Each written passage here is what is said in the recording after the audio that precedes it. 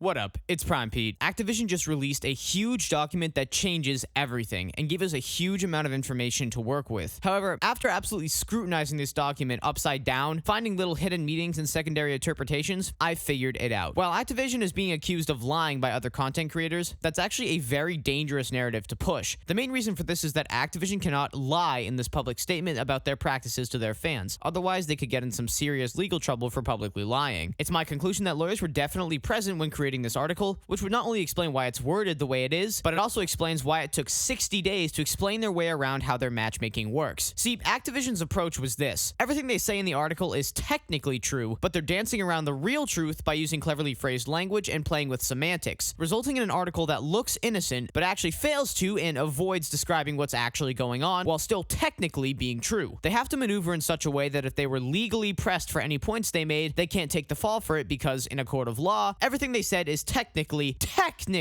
in heavy quotes, true. So now we all understand the fact that they will try as hard as possible to make their matchmaking sound as good, humane, tried and true, and beneficial as possible, while subtly saying what's actually going on. In my previous video, I exposed them for literally describing EOMM in the nicest terms possible to gaslight us into thinking that it's in the player base's best interest. And I also exposed them for dodging an engagement question, and also pointed out that they didn't address EOMM accusations once, or even identify what type of system they used. Then I went after their Q&A section and broke down how they avoided our questions and rephrased them so that they don't actually have to answer them properly. All I've done in this article is merely describe how their matchmaking works in deceptively nice terms. To understand this more, watch the videos in this playlist too. They're huge. But let's move on. This is a diagram of how supposedly matches are created. You can see here that connection is surprisingly at the top, along with input, voice chat, platform, and time to match. But notice right here is a little section that says skill, and right next to skill is another parameter that is performance. Now, there's a reason that these are combined, and it's definitely to mislead us, but we'll get there in a second. They elaborate on this diagram in a list below. Here's what it says. 1. Connection. As the community will attest, ping is king. Connection is the most critical and heavily weighted factor in the matchmaking process. Now, right off the bat, we get a statement that doesn't at all line up with the player experience. This is so easily debunked that it's not even funny. The community has confirmed that the better you do, the worse your ping gets, and the worse you do, the better your ping gets. It's also easily disassembled by the general player experience alone. Most of my games run me anywhere from 50 to 100 ping. What's hilarious is that in other titles I enjoy, such as Fortnite, having ping this high severely impacts your performance and how the game plays. And despite COD's lag compensation feeling nice, reacting to being shot becomes far more difficult, and shooting first and still dying is a really awful problem. And I'm sure the community can attest to that. Speaking of the community attesting to that, did they really try to throw us a bone by using the line ping is king? If I was pulling 10 to 30 ping every match, maybe this would be kind of a nice thing to hear from the devs, but hearing ping is king and then playing a bunch of matches at 80 ping just doesn't line up. Remember, it's their intention to mislead us away from the truth. They're bringing up familiar and nostalgic lingo to try to ease us towards the idea that they're considering ping the same way as they did in the days when that saying, ping is king, was invented. Any play session today will tell you that that is absolutely positively not the case. However, this is one of the most important things they say in the article, which clues us in majorly on their largest objective within their talk about their matchmaking. They're not trying to address the actual problems with their matchmaking. They're trying to give us an explanation that sounds like the best possible solution in order to dodge any claims that it's harming the player experience in order to continue using EOMM. But since they can't publicly lie, how can we explain this outlandish claim? In my observation, what happens here is that they aren't saying what match has the absolute best ping connection to this player. Anyone would be a fool for believing that. Americans wouldn't be matching against people in other countries, and that's simply a fact. However, this is technically, in quotation marks, technically true. They're saying that they heavily prioritize ping first, and then afterwards they use secondary measurements to figure out if a lobby is actually joinable for you. AKA, let's get the best possible ping, but still consider our secondary parameters, like skill and performance, to find a match where this player is guaranteed to do poorly, or to do well. While ping is still technically the highest priority, or it can be explained that way in a court of law if they're pressed for it, the real way it works is the best ping is located for a match that is the match you're supposed to be in according to the algorithm. They're just finding loopholes with their language. Essentially, if they were legally pressed for this claim, they can simply simply say that although ping is the primary factor in matchmaking consideration, something secondary like skill, for example, is still weighed after a match with good ping connection is located to determine whether or not it's suitable. Activision are just saying that ping comes first, then other factors are considered. No factors, mainly skill, are ever ignored, which is why ping can sometimes be awful and matches are routinely extremely competitive. Although ping is technically used first when you hit search, skill is still used as a secondary filter to make sure that you get the outcome you need. It's subtle, but they can't take the fall for it because they're technically telling the truth. They're dodging the real narrative that our lobbies are too influenced by skill. After all, how could they possibly recognize that they know that good players are only put in the sweatiest of lobbies if ping is the #1 factor in matchmaking? It doesn't make any sense unless skill plays just as big a role as ping, even if it's technically considered secondary in the order of events during matchmaking. 2. Time to match. This factor is the second most critical to the matchmaking process. We all want to spend time playing the game rather than waiting for matches to start. This is also pretty easily denied by the true player experience. We had the longest wait times ever while playing any next-gen COD game. If you want more proof that this actually isn't the case, in a true game where ping is king, like COD 4 or Black Ops 1 or 2, you can still log in and find a match faster than you can in modern COD, even though modern COD has exponentially more players playing it. Modern Warfare 2 had the worst matchmaking times I've ever experienced, and Modern Warfare 3 is not far behind. I was sitting in the lobby screen looking at searching for less than 40 millisecond ping, less than 80 millisecond ping, 100 millisecond ping, 120 millisecond ping, 150 millisecond ping, 220 millisecond ping. Like, what? How are they going to say that they prioritize matching time when that quite simply is not the case? Basically, they're just dodging again here and trying to make their system sound friendlier than it actually is. While they're technically prioritizing time to match, it's basically just them saying that the algorithm is working hard to find you a match as quickly as possible, but still one that fulfills all the other criteria, such as skill and performance, or other EOMM requirements like a match that's going to force you to perform badly. So saying they prioritize match time is just another method of trying to make it sound like the system is all about our quality of life. So for example, queuing for a match will search for a match with the best connection, but then deny that match algorithmically if it doesn't fulfill the secondary criteria created by EOMM. 3. The following factors are also critical to the matchmaking process: playlist diversity, the number of playlists available for players to choose from, recent maps and modes, considering maps you've recently played on, as well as your mode preferences, editable and quick play settings. Notice that both of these parameters are both selectable by the player. You can select different playlists, as in playlist diversity, and you can edit your mode and map preferences in the settings. So both of them are influenced by your choice alone. However, the next one is what we're really worried about: skill/performance. This is used to give our players, a global community with a wide skill range, the opportunity to have an impact in every match. Here we go. First and foremost, I find it ironic that they put skill all the way near the very bottom of the list, because this makes it even more obvious that it was deliberate. After 2 months of working on this blog post, it's no wonder that this is positioned here. But do they really think they're throwing us off the scent or debunking any of our arguments? Also, notice performance is also noted. This means live performance. Otherwise, it's no different than skill. Performance as in, how did you do last game and the game before that? And as a result of that, what kind of match should you be placed into next?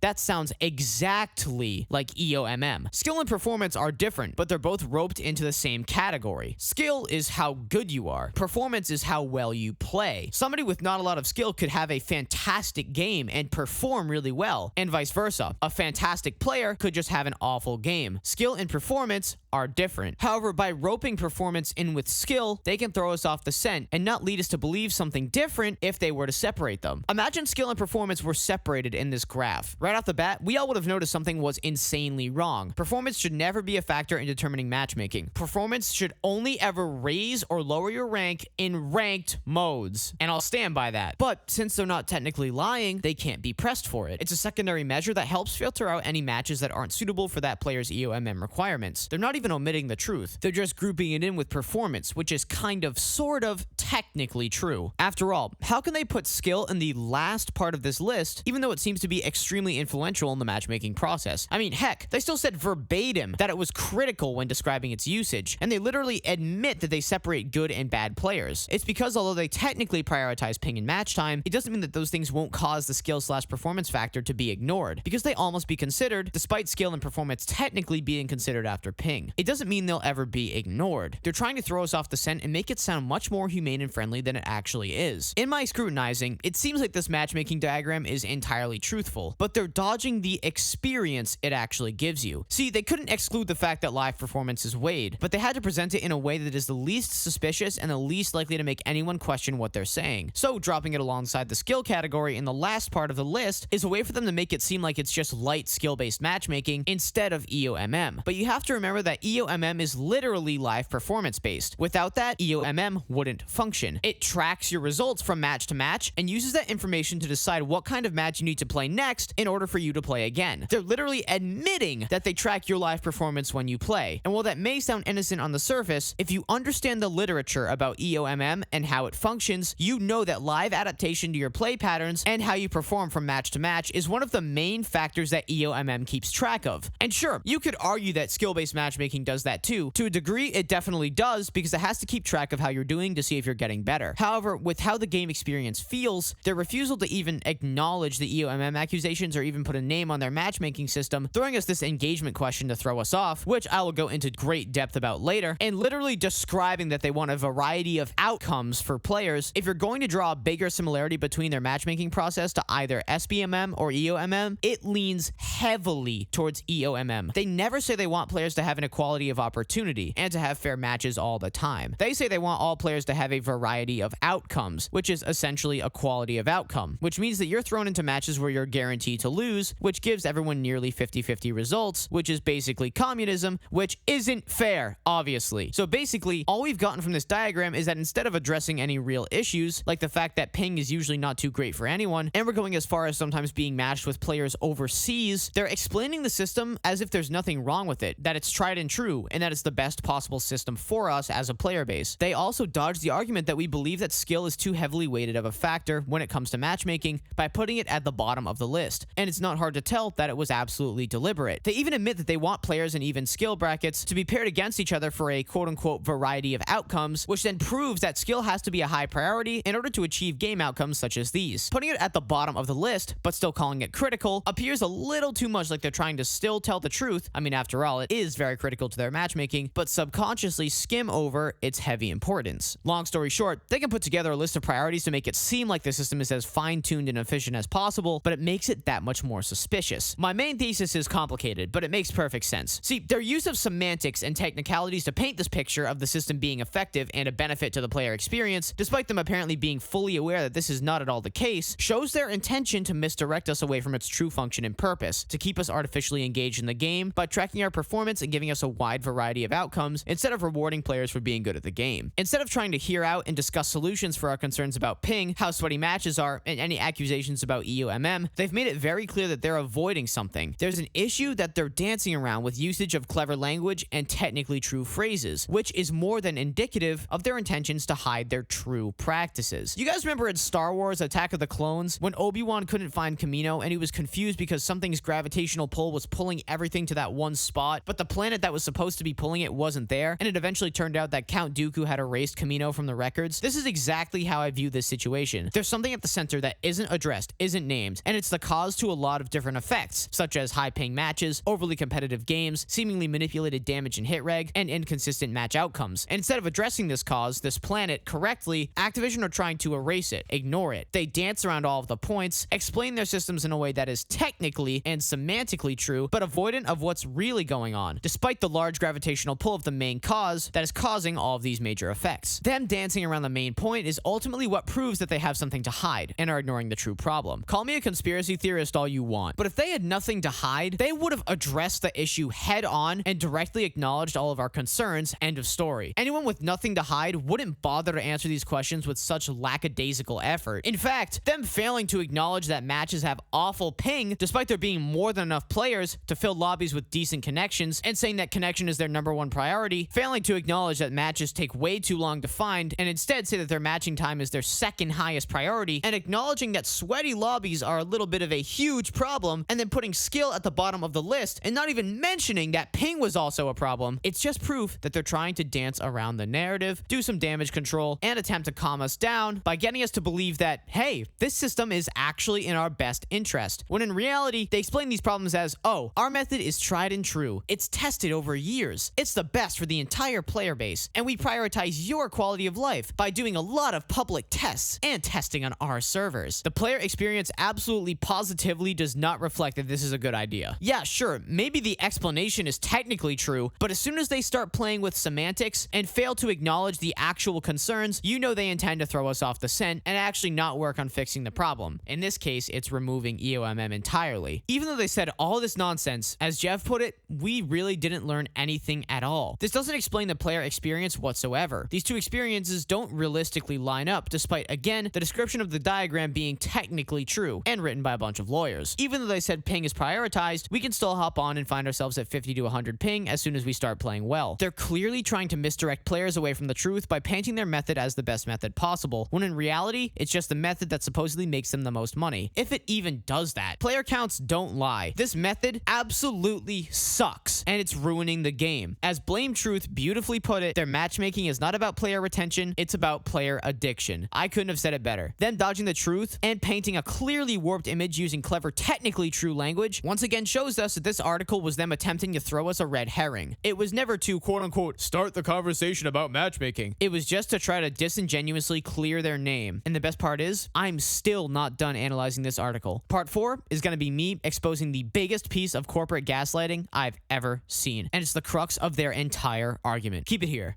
I'm Prime Pete. Take it easy.